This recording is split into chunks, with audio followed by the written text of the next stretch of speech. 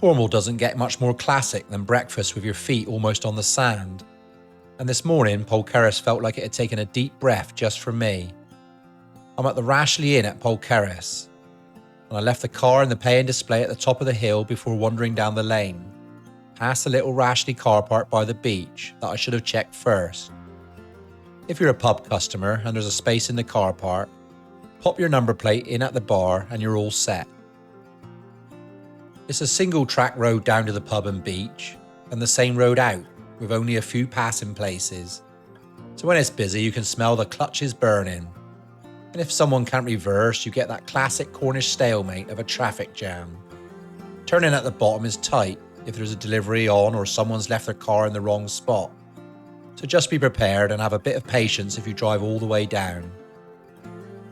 In the summer, there's often an extra car park field at the top of the hill, not free, but a big field with plenty of space, which takes the pressure off when the main bays are rammed.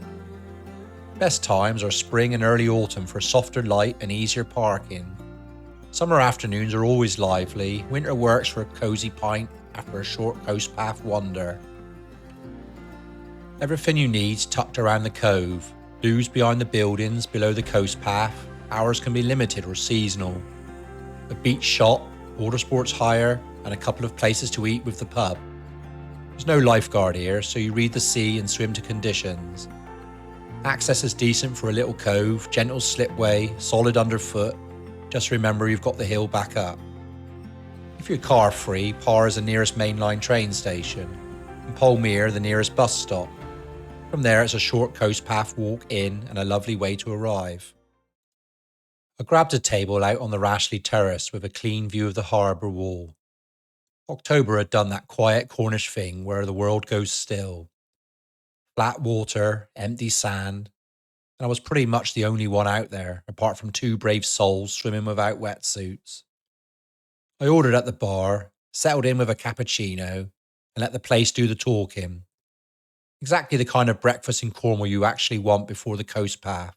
Simple, warm, and right where you want to be. Breakfast runs daily from 10 till midday. I went straight for the Flatty, 2 pen and tinny porkers, smashed on the flat top with double cheese and a golden yolk tying it all together. Proper sausage flavour, cheese oozing through, and that lovely egg running so every bite has a little bit of everything.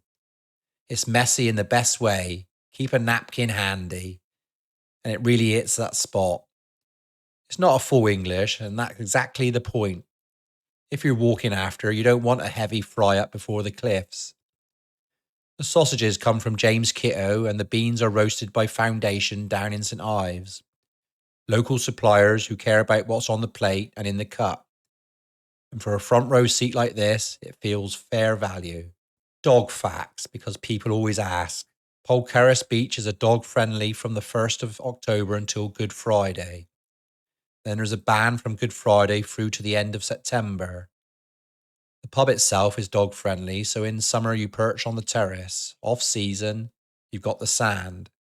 Always check the signage on the day so you're covered. Handy if you're out after a dog-friendly pub in Cornwall near Foy. After breakfast, I took a slow lap of the beach and wandered out along the harbour wall to look back at the curve of the cove. In summer, you'll often see kids and adults jumping when the tide's in. But do check it. At low tide, the water's shallow and you can hit the bottom if you're not careful.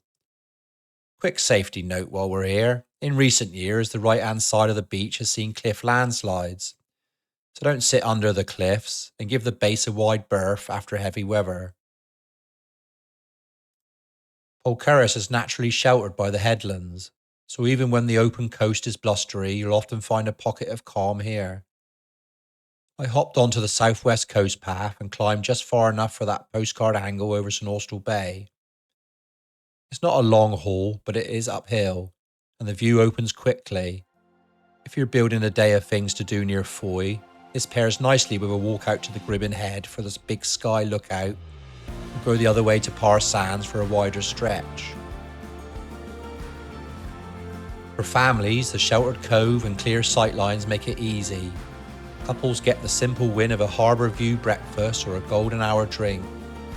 and solo walkers can start calm, fuel up, and step straight onto the path. It's one of those stops that fits neatly into a coastal day of things to do in Cornwall. The Rashleigh Inn at Polkerris feels properly Cornish. A warm team, relaxed buzz inside, and a terrace that's practically on the sand with a clear view of the harbour wall and the bay.